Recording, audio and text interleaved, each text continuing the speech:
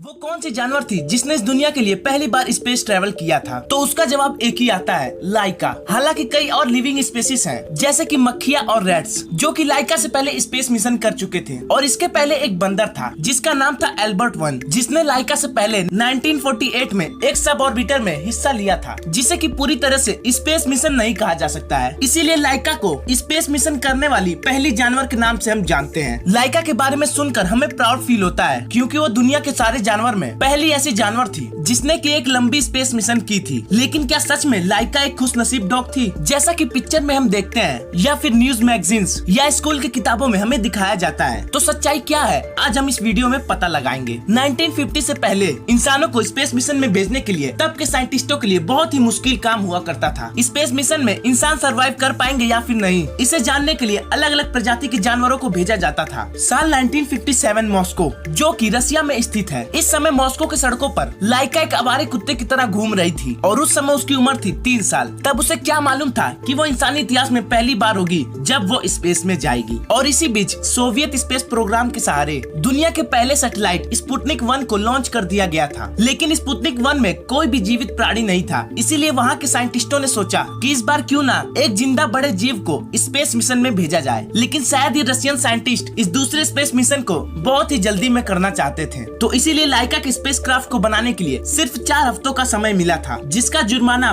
बाद में उस मासूम जानवर को भरना पड़ा था। स्पेस क्राफ्ट का नाम था स्पुतनिक 2, जिसे कि स्पेशली एक डॉग के लिए डिजाइन किया गया था। एक carbon dioxide absorber, oxygen generator और जानवर को ठंडा रखने के लिए एक फैन था। 7 दिन जिंदा रहने के लिए कुछ फूड्स और डॉग के स्टूड और यूरिन कलेक्ट करने के लिए एक बैग रखा गया था। स्पुतनिक 2 का केबिन इतना छोटा था कि केबिन के अंदर घूमने के लिए कोई भी जगह नहीं थी। तो इसी तरह स्पुतनिक 2 को डिजाइन किया गया था, जो कि कुछ 28 दिनों में तैयार हुआ था। अब बस एक डॉग को ढूंढने की जरूरत थी। सोवियत स्पेस साइंटिस्ट ने जानबूझकर गली के आवारा कुत्तों को चुना, क्योंकि उनमें घरेलू पालतू कुत्तों के मुकाबले काफी ज्यादा एक्सटिंक्ट कंडीशन में रहने की आदत होती है, जो कि इस स्पेस मिशन के लिए एकदम आइडियल था। और इसी बीच इन साइंटिस्टों को लाइका मिली और फिर लाइका को स्पेस मिशन में भेजने के लिए ट्रेनिंग दिया जाने लगा। स्पुतनिक 2 का केबिन छोटा होने के कारण लाइका को 20 दिन एक छोटे पिंजरे में रखा गया, ताकि वो स्पुतनिक 2 के केबिन में अच्छे से रह सके। और देखते ही देखते लाइका का ट्रेनिंग खत्म हुआ और वो स्पेस में जाने के लिए तैयार थी। उस टाइम इंसानों को स्पेस में जाने का तरीका तो मालूम था, लेकिन वापस आने का नहीं। मतलब कि देखा जाए तो ये एक सुसाइड मिशन की तरह था, लेकिन फर्क सिर्फ इतना था कि लाइका को पता ही नहीं था कि वो कुछ ही दिनों में मरने वाली है। तो लाइका को स्पेस मिशन में भेजने से पहले वहाँ के एक साइंटिस्ट ने लाइका को अपने साथ अपने घर ले गए और फिर जिंदगी के कुछ आखिरी पल जीने का मौका दिया। अब लाइका को हमेशा के लिए अलविदा कहने का मौका आ चुका था। तो फाइनली लाइका को स्पुतनिक 2 के अंदर चेन से बांध दिया गया, ताकि लाइका कोई मूवमेंट ना कर सके। और इसी पोजीशन में लाइका को पृथ्वी पर ही 3 दिन तक रखा गया, ताकि उसको इस चीज की आदत लग जाए। 3 नवंबर 1957 लाइका के समय का आखिरी दिन। स्पुतनिक 2 के लॉन्च के कुछ समय पहले लाइका के स्पेस क्राफ्ट को आखिरी समय बंद करने से पहले एक टेक्नीशियन लाइका के नाक पर चूमकर उसे आखिरी बार अलविदा कहा, ये जानते हुए कि वो कभी वापस नहीं आएगी। और इसके बाद स्पुतनिक 2 सक्सेसफुली लॉन्च हुआ और लाइका के साथ स्पुतनिक 2 ऊपर आगे बढ़ने लगा। लेकिन टेक्निकल फॉल्ट की वजह से स्पुतनिक 2 का एक हिस्सा रॉकेट से अलग नहीं हो पाया। शायद 4 हफ्ते का समय एक स्पेस क्राफ्ट बनाने के लिए काफी नहीं था, और इसी के कारण लाइका के केबिन का टेम्परेचर तेजी से बढ़ने लगा और लाइका का हार्ट रेट पहले से काफी ज्यादा बढ़ गया। नॉर्मल हार्ट रेट 103 से